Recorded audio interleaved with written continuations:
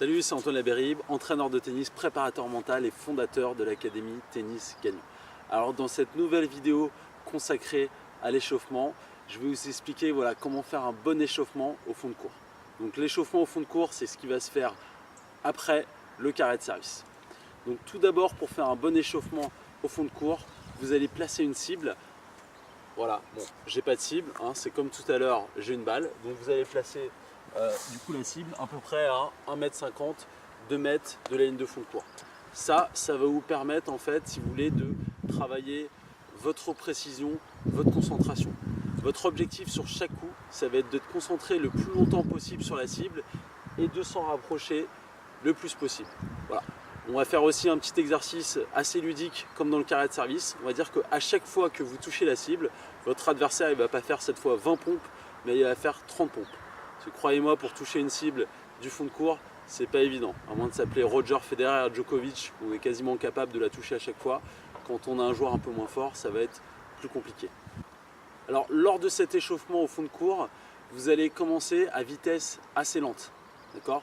Si vous voulez, sur une échelle de 10, voilà, 1, c'est la vitesse la plus lente auquel vous pouvez jouer, et 10, c'est votre vitesse maximum. On va dire qu'au début de l'échauffement au fond de cours, vous allez commencer à une vitesse de 2 ou éventuellement 2-3. Et l'objectif, au fur et à mesure que l'échauffement avance, ça va être de jouer de plus en plus vite. Vous allez passer à la vitesse 4, ensuite à la vitesse 5, 6, 7, pour finir à peu près à la vitesse 8. Ça ne sert à rien d'aller à l'échauffement à sa vitesse maximale. Voilà. Ça va vous permettre d'avoir progressivement des sensations. Et l'objectif, c'est de vous sentir capable de jouer à tout type de vitesse. Alors, ce que vous pouvez travailler également lors de l'échauffement, c'est vos trajectoires. Voilà, vous allez vous entraîner à jouer à différentes trajectoires par rapport au filet. Voilà, vous pouvez jouer 30, 40, 50, 60, 70 cm au-dessus du filet. L'objectif, c'est à chaque fois d'aller chercher une trajectoire différente, voilà, pour être capable de pouvoir jouer tout type de trajectoire. Ce que vous pouvez également travailler sur un échauffement en fond de cours, c'est le travail des prises de balle tôt. Voilà. Tout en restant dans l'axe, voilà, au niveau de votre ligne de fond de cours au centre, vous allez vous entraîner tout d'abord à jouer en phase légèrement descendante. Et ensuite, vous allez jouer au sommet du rebond en phase montante. Voilà. L'objectif, ça va être de toujours jouer à l'intérieur du terrain, voilà, d'être très concentré sur son placement et sur le moment de prise de balle. Alors ensuite, après avoir fait l'échauffement au fond de cours, vous allez partir sur un échauffement en diagonale coup droit. D'accord ? Donc au début, ça va être le même objectif. Il va y avoir un objectif de régularité et de précision. Voilà. Donc vous allez prendre une cible. Encore une fois, c'est une balle. Vous allez la mettre à peu près à un bon pas, 1,50 m de la ligne de fond de cours. Voilà. Et pareil, on va se concentrer au niveau de cette trajectoire, d'aller le plus près possible de la cible. Donc il va y avoir le même travail. Vous pouvez en diagonale travailler votre régularité, vous pouvez travailler les moments de prise de balle, vous pouvez travailler vos trajectoires, vous pouvez travailler vos zones. Voilà, il y a vraiment différents travails possibles.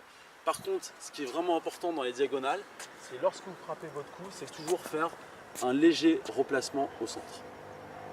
Alors ensuite, après avoir fait l'échauffement au fond de cours et l'échauffement de gamme en diagonale coup droit, vous allez partir sur le même exercice en diagonale revers. Voilà. Encore une fois, même routine, je vais poser ma petite balle à 1,50 m de la ligne de fond de cours et l'objectif, voilà, travail de régularité, précision, vous pouvez travailler vos zones, vos moments de prise de balle. Alors une petite variante côté revers, c'est que vous pouvez également travailler les effets. Voilà. Vous pouvez jouer un revers à deux mains bombées et alterner avec des slices, voilà, pour sentir les différents gestes en revers.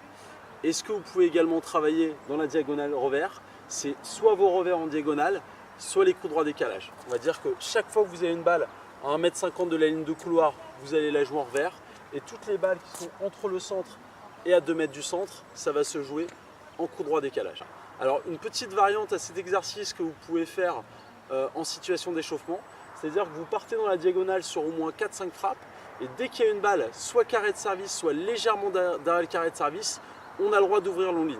Et à partir du moment où il y a un joueur qui ouvre long ligne, vous jouez le point librement.